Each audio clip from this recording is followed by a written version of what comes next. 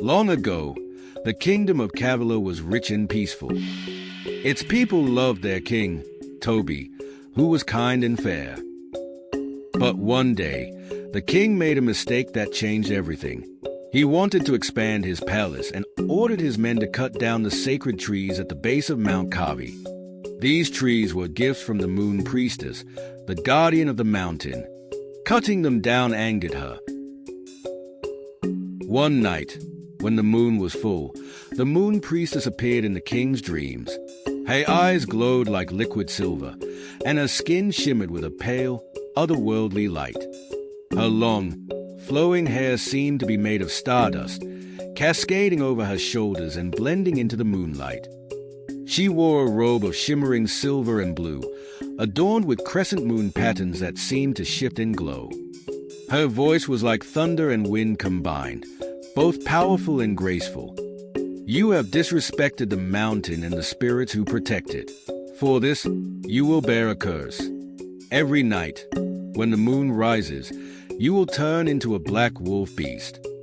You will be feared, hunted, and alone until you learn the value of humility and respect. The next night, the curse began.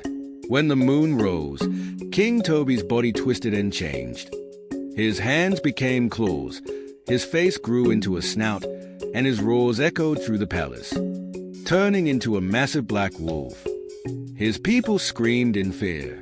To protect them, the king ran away to Mount Kavi, where he lived alone in a cave, hiding from the world. Years passed. The kingdom fell into despair without its king. Crops failed, and the people were hungry. No one dared go near Mount Kavi, for they feared the beast that roamed there. In a small village near the mountain, a young shepherd girl named Lummie lived with her grandmother. Lummie was brave and kind, and she loved her sheep deeply. She was known in her village for her striking beauty. Her skin was a warm, deep brown that glowed under the sun, and her large, almond-shaped eyes sparkled with determination and kindness.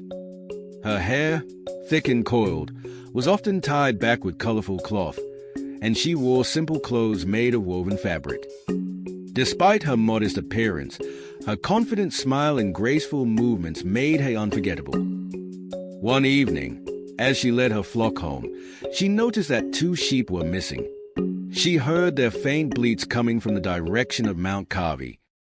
"I must find them," she said, ignoring her grandmother's warnings about the mountain. As Lummie climbed Mount Kavi, the sun set, and the moon began to rise. Suddenly, she heard a deep growl. Her heart raced, but she refused to turn back. She followed the sound of her sheep and found them trapped near a cave. Relieved, she began to lead them away. But just as she was about to leave, she noticed 2 foxes creeping toward her flock. Her body froze with fear, unsure of what to do. Before she could act, a massive black wolf beast with glowing yellow eyes leapt out of the cave. It was King Toby, though she didn't know it. The beast charged at the foxes, growling fiercely. A fierce fight broke out as the foxes clawed and snapped at the beast. Despite their efforts, the wolf beast overpowered them, sending them running into the shadows. However, during the fight, the beast suffered a deep wound on his side. Lummie stepped closer, her fear melting into gratitude. "Please, let me help you," she said softly. The beast, breathing heavily, stepped aside and allowed her to tend to his wound. She tore a piece of her cloth and carefully cleaned and bandaged the injury. "You saved my sheep," she whispered. "Thank you." The beast's eyes, filled with pain and sorrow, softened as it looked at her. The next day, Lummie returned to the mountain with food. She placed it near the cave and waited. The beast appeared, and this time, it didn't growl. Slowly, Lummie gained its trust. Over time, she realized that the beast wasn't wild or cruel. It seemed lonely and full of sorrow. One night, as the moonlight shone brightly, the beast spoke. "I was once the king of this land," it said. "I angered the moon priestess, and she cursed me.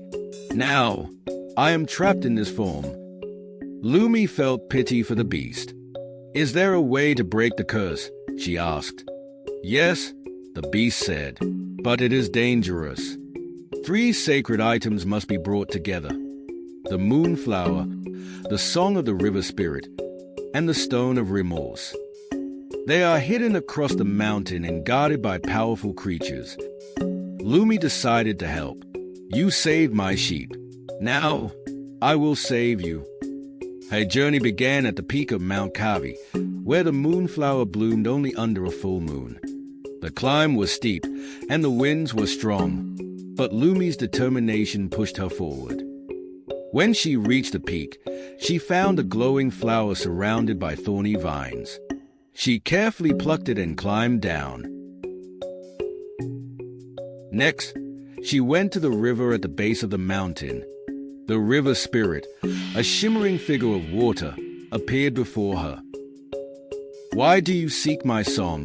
it asked. "To break the curse of the king who wronged you," Lummie replied. The spirit tested her with riddles and finally sang its haunting melody into a shell, which Lummie carried with her. The last item, the stone of remorse, was hidden deep in the mountain's caves. There, she faced a white wolf, a dark creature born from the king's regrets. It growled and lunged at her, but Lummie stood her ground. "I am not your enemy," she said. "I am here to make things right." Her courage caused the white wolf to retreat, leaving behind a glowing stone. She picked it up and hurried back to the beast. With all 3 items in hand, Lummie called out to the moon priestess. The priestess appeared, her silver eyes glowing. "You have done well, child," she said, "but the curse can only be broken if you are willing to share the burden. Will you?" Without hesitation, Lummie nodded. "Yes, I will." The priestess combined the relics and cast a spell. A bright light surrounded the beast, and slowly, it transformed back into King Toby. He knelt before Lummie, tears in his eyes. "You have saved me and my people. I will never forget your bravery." To show his gratitude, the king gave Lummie a vast piece of fertile land near the mountain and 1,000 sheep to tend. "This land and these sheep are yours," he said. "You deserve far more for your courage and kindness." The priestess blessed Lummie, saying, "Your kindness has restored balance. The mountain and the kingdom are at peace once more." The king returned to his palace and ruled wisely, always protecting the sacred lands. Lummie became a hero, her name sung in songs across the land.